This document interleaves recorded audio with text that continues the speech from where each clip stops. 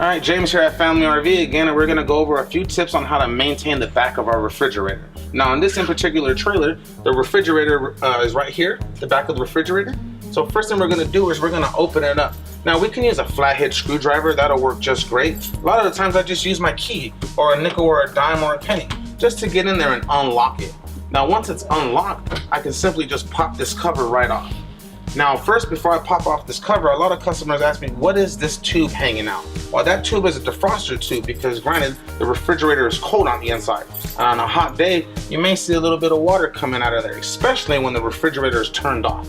Because that's especially when that thing is used for, because it gets all the water out of the refrigerator. So now I'm gonna pop off the cover from my refrigerator here.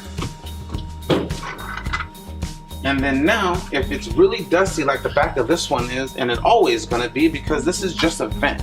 And while you're out there camping, dust and dirt gets inside of here. Now this in particular refrigerator can use propane to stay cold. Now when I'm using propane, it lights a pilot. Now inside this chamber, if it's really dusty in there, sometimes that pilot will not light. So as far as maintenance and maintaining the back of my refrigerator to work properly, get an air compressor and blow it out really good before you turn it on. And a lot of the times, if it wasn't working on propane before, sometimes that little trick does help when you're blowing out all those cobwebs and dust inside your propane chamber.